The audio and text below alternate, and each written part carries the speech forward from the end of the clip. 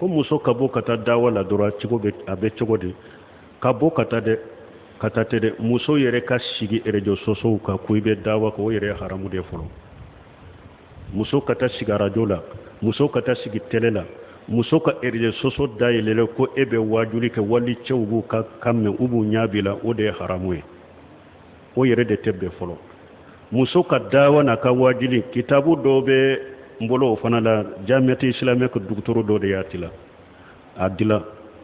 ko almar'atul muslima almu'asira da'watuha wa indaduha wa mas'uliyatiha nin kitabu a y'a dila ko silama muso ka wagati laban silama muso lahala anu ka dawa cogo anu ka labɛnni cogo anu ewa masuliya minnu b'u kan kitabu in tɔgɔ ye nin de n'i ma fila tɔgɔ la a bɛ Sheikh Abdallah Bombaji ka fatawaw ni fɛnw kɛ kitabu in kɔnɔ a bɛ bahasu caman kɛ a kɔnɔ ko min ye Sheikh Abdallah Bombaji min ye ewa dawa ye arajow la telew la a ko muso ko olu to cɛ wɔrɔ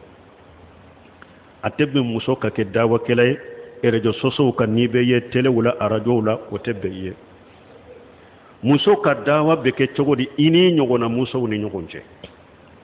i ni ɲɔgɔnna musow ni ɲɔgɔn cɛ a ka ɲɔgɔn sɔrɔ yɔrɔ la i k'u lakala i k'u bilasira i ka nasiha k'u ye u bɛ i ka kasɛti ta i ka so kɔnɔ i ɲɔgɔnna muso i k'a d'u ma u yɛrɛ fana ka taa don u ka arajo kɔnɔ u k'a lamɛn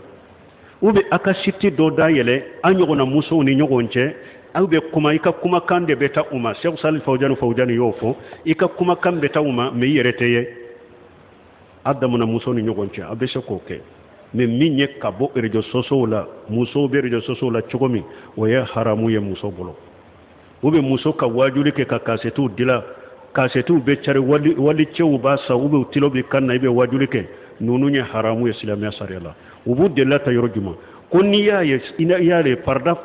filɛ farda sali nan b'a kɔnɔ farda tiɲɛtɔ don alimami tɔrɔmpera ciden ko muso kana subhanalahi fɔ innama falyusabbihu rijal wa liyusaffiqu nisa abe na cogo de la innama tasfiqu lin nisa ciden ko ni har alimami tɔrɔmpera sali de la muso bɛ kana fɔ subhanalahi de cɛw de ka fɔ subhanalahi e ka muso e ka tɛgɛrɛ de fɔ n'i bɛ alimami hakili jiginna trompe la subhanalahi dama ko o kana fɔ farada dɔ de fana tiɲɛtɔ dɔ fana ɲagambitɔ a bɛ daga e de ko i ka taa sigi arajo la mun na salli wɛrɛ tɛ muso kan muso tɛ se ka salli wɛrɛ mikɔrɔ la mun na silamɛya sariya ko yɛrɛ ko ni muso bɛ salli jɔli tɛ muso kan salli jɔli bɛ cɛ de kan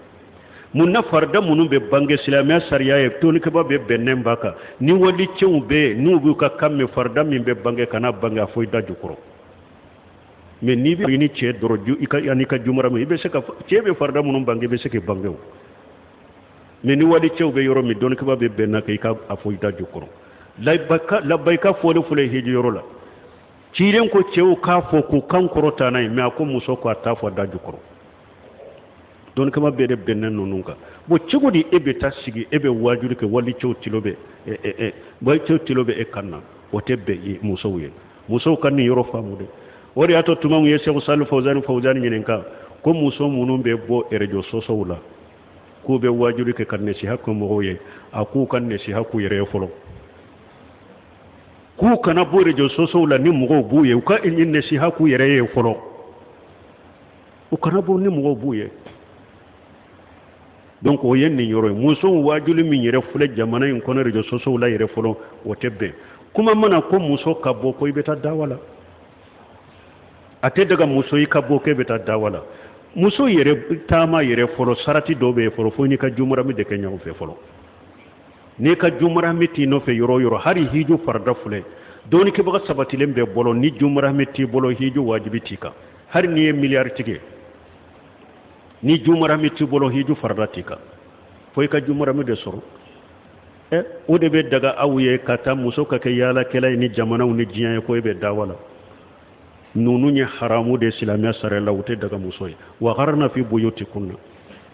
ala ko a ye sabata ka so de sabati ka du kɔnɔ i ka nasiha k'i yɛrɛ ye fɔlɔ i ka nasiha k'i denw ye yɛrɛ fɔlɔ i k'olu lamɔ cogo ɲɛ fɔlɔ ciden ko buyutuhunna khairul lahunna kom muso ka so konona du kono de kawse makati me jiya yoro beka alaka hakni mande anni muso ma ala ku sagi kata qur'ana ni sunna mala fahmu salafu